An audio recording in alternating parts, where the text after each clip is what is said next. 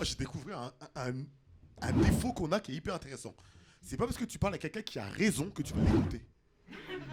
Vous voyez ce que je veux dire ou pas? C'est incroyable ça. Par exemple, les écolos, on sait qu'ils ont raison, mais quand ils parlent, ils cassent les couilles. C'est drôle. C'est marrant, quoi. C'est drôle comment fonctionne l'être humain. Les gens gentils nous saoulent. Les gens trop gentils, ils disent, il y a un truc qui ne doit pas aller. Pourquoi ils ne peuvent pas juste être gentils, quoi? Tout le monde va qui est Jésus? Sandalettes, cheveux mi-longs, vous voyez un peu. Hyper connu à son époque, grand gars. Imaginez un instant, Jésus, il y a plus de 2000 ans, il arrive sur terre, il va voir les gens et dit « Bonjour, je suis le fils de Dieu. Je suis là pour prêcher l'amour et aider mon prochain. » Ils l'ont attrapé, ils ont fait. Je suis là pour prêcher l'amour et aider mon prochain. Mais est-ce que vous vous rendez compte ou pas? Ce monsieur est venu en paix. Ils l'ont cloué, on est incroyable. On est complètement fou alliés à l'être humain. Et il y a des frileux? Ok, d'accord. Bah vous êtes des putains de sales races. Et je vais t'expliquer pourquoi. Vous avez créé une règle que je connaissais pas mais qu'on m'a faite là. Moi je suis avec des potes, je suis posé dans un appart et j'ai chaud. J'ouvre la fenêtre. On me dit ouais, on a froid. Je dis ouais. Moi j'ai chaud. On me dit ouais, on sait que t'as chaud mais nous on a froid. On fait comment? Je dis bah je sais pas, moi j'ai chaud, j'ouvre la fenêtre. Et ils m'ont dit priorité à ceux qui ont froid. Qui connaît ça? Ah ouais? Moi je connaissais pas moi. Je dis ah ouais? Il me dit bah tu connais pas la règle. Tu sais ils ont parlé avec une telle certitude, j'ai l'impression que c'était moi le fou. Genre je devais connaître cette règle, il y a un problème si je la connais pas. Du coup j'ai refermé la fenêtre en mode ah tiens. Et là je viens de réaliser, mais c'est trop une dinguerie cette règle. Tu peux pas prioriser les envies de quelqu'un sur les envies de quelqu'un d'autre. Imagine, je rencontre une meuf, je dis ça va, tu vas bien et tout, je t'aime bien, viens on se met en couple. Elle me dit non, j'ai pas envie. Je dis moi j'ai envie, priorité à celui qui a envie. Mais ça existe pas ce truc. Vous avez réussi à nous faire croire ça, mais soit les frileux vous êtes forts mentalement, soit nous on est vraiment cons, mais il y a un délire quelque part. Hein. En fait, c'est la certitude. Le fait que vous parlez, ils m'ont dit ça avec certitude, ça m'a fait douter. En fait, je crois que la certitude là, c'est ce qui crée des vrais fous. Moi, je me méfie de toutes les personnes qui sont sûres, qui nuancent jamais leurs propos, ils ont que des certitudes. C'est les certitudes qui créent des fous. Regarde, moi quand j'étais petit, ma sœur en qui j'avais foi, tu vois, ma grande sœur que j'aime, j'aurais jamais pensé qu'elle me mente. Elle m'avait fait croire que si tu touches un pissenlit, tu pisses au lit. Qui connaît ça? Ouais. Toute ma vie on me fait croire des règles de merde en vrai. Et moi je dis mais c'est quoi le rapport? Bah c'est pour ça qu'on appelle ça pissenlit, c'est une plante, si tu touches, bah tu pisses au lit. Je fais c'est dangereux. Okay. Du coup moi des fois j'allais jouer dans la prairie. Et ça arrivait que je tombe, je me lève, je vois des pissenlits, je fais putain. Ah ouais ce soir ça pisse. Hein. Mais c'est à dire que je remets pas en doute ce que ma grande sœur m'a fait croire. Donc je suis dans ma certitude. Donc c'est logique que le soir, quand je me mets au lit, je me dis, ça y est, c'est sûr, ce soir, ça pisse. Viens, on gagne du temps, on pisse tout de suite dans le lit. Mais du coup, si tu ne connais pas les antécédents de cette histoire, ma mère, elle passe à ce moment-là, elle voit son fils qui pisse dans son lit et qui se couche dans son lit. Elle, je peux pas lui expliquer, j'avais pas le recul pour lui expliquer, maman, c'est une question de certitude, je me suis fait niquer. Tu vois, elle voit juste un enfant raté, genre.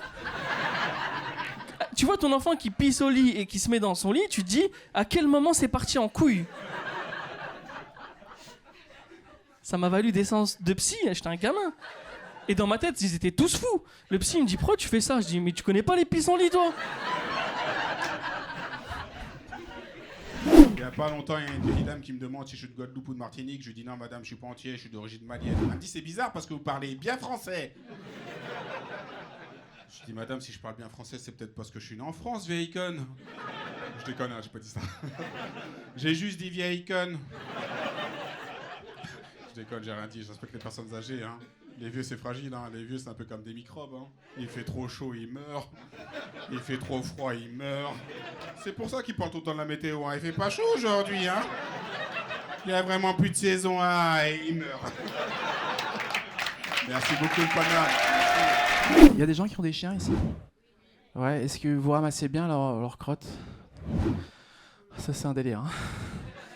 Non, je vais vous raconter une petite histoire qui m'est arrivée il y a quelques semaines. Je rentre chez moi, voilà, à pied, dans le quartier. Et là, je vois une femme un peu tendue avec son chien, tu vois. Et je me dis, oula, il y a un truc qui se prépare, tu vois. Donc je me cache, je la regarde, tu vois. Discret. Puis je vois qu'elle est là, elle est pas bien. Puis son chien, bon, lui, il est bien, lui. Il chie, quoi.